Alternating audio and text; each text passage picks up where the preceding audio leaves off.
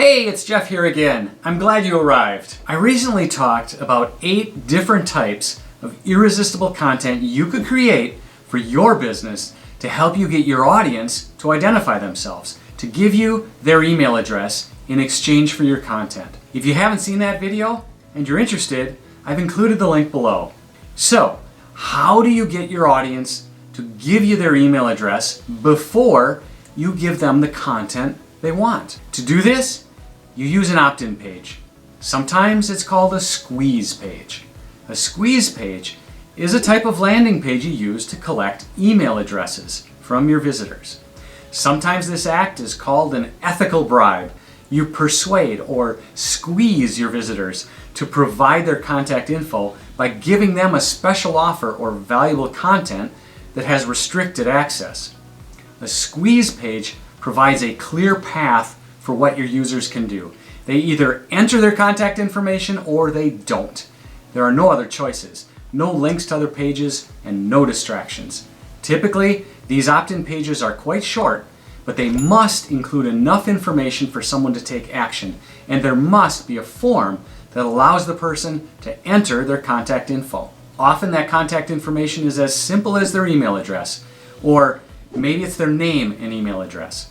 Short forms are more effective than longer ones. Opt-in pages are used toward the beginning of the buyer's journey with your business.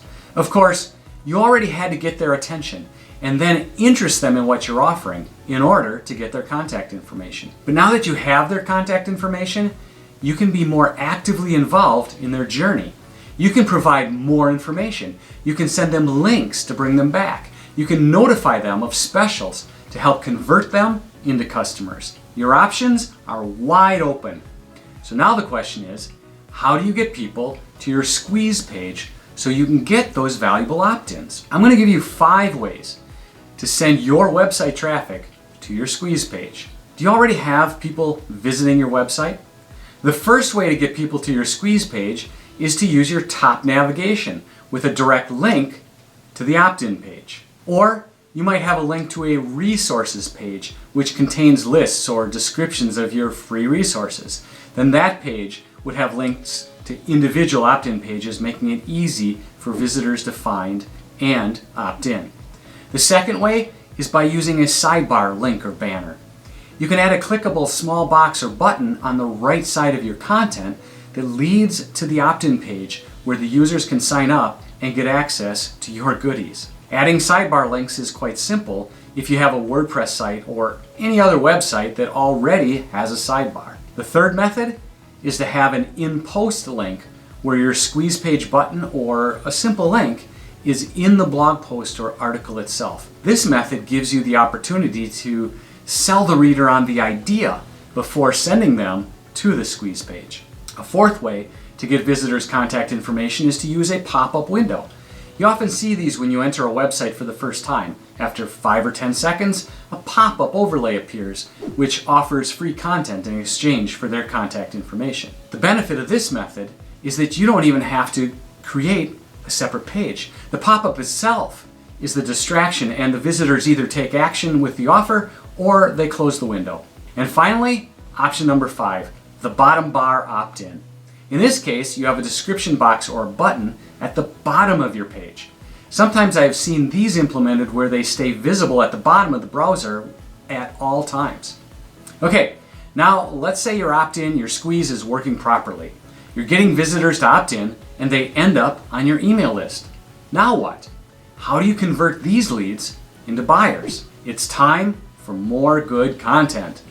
At this stage, you want to provide content that helps your prospects make an informed buying decision.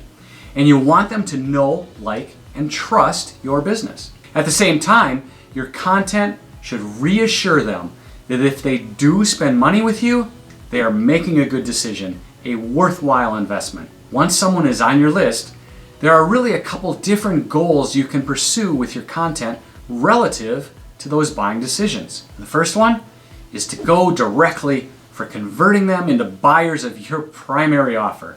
You want to turn traffic into sales, and these prospects have expressed interest in something, so you go for conversion right away. Well, there's nothing wrong with that. The other approach is more subtle. If you have an expensive product or service, your sales cycle might be much longer. In this case, it would be foolish to try to sell too soon. But it's also likely that you spent money getting these prospects in the first place. So another approach is to attempt to liquidate traffic costs or the amount of investment it took to obtain this lead.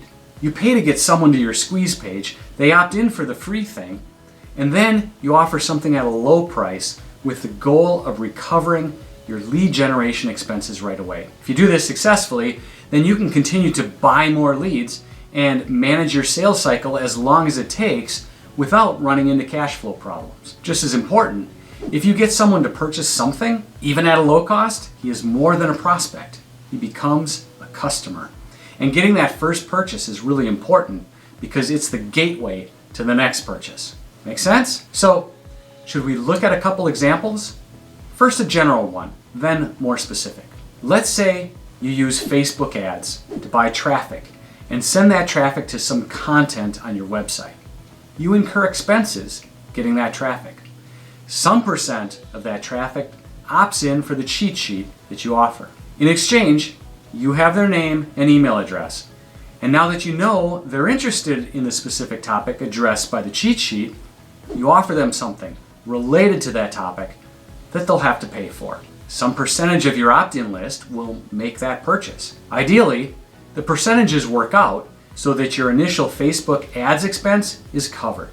Effectively, your ad costs are liquidated. From opt-in to the point of first purchase, all of this can be automated through an email sequence. You set it up once and it delivers emails with offers to your prospects. At this point, there's no reason to stop.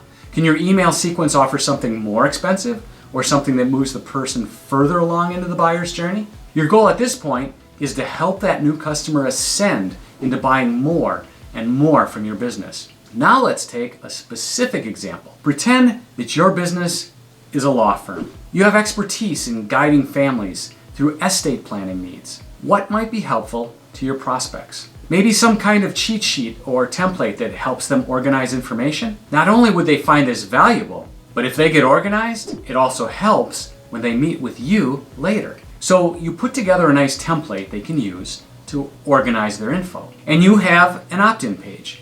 Now you buy some ads and send people from your local area directly to the opt-in page. You're not worried about the cost of the ads, so you decide that you're not going to attempt to liquidate your ad expenses. You just want to help these prospects with their estate plans. So your email autoresponder sends out a series of emails. Maybe there's one about wills, another about living trusts, another about healthcare, power of attorney, and so on.